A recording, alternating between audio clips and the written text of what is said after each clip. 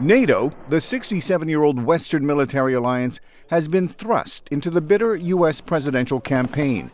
We've got to work more closely with our allies, and that's something that Donald has been very dismissive of. We've been working with them for many years, and we have the greatest mess anyone's ever seen. Differences over America's commitment to NATO, says political scientist Jeremy Mayer, underscore the worldviews of the two candidates. I think Trump is a nationalist, he's a populist, whereas Hillary Clinton is an internationalist, a multilateralist. Trump wants a stronger military and promises a foreign policy based on American interests. For her part, Clinton pledges to use all the tools of power, from diplomacy to development, to advance American foreign policy.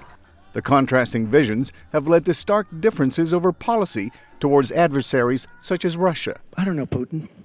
I think it would be great if we got along with Russia because we could fight ISIS together. Clinton takes a more hawkish stance.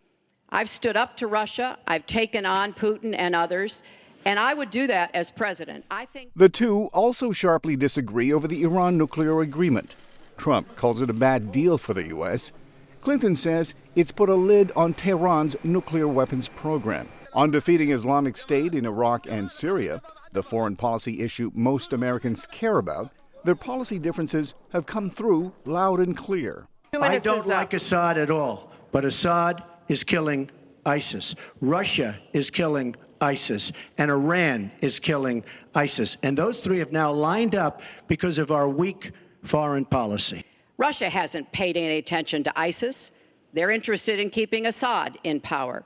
So when I was Secretary of State, advocated, and I advocate today, a no-fly zone and safe zones. But as in most past U.S. elections, voters care more about other issues, such as jobs and the economy, instead of foreign policy.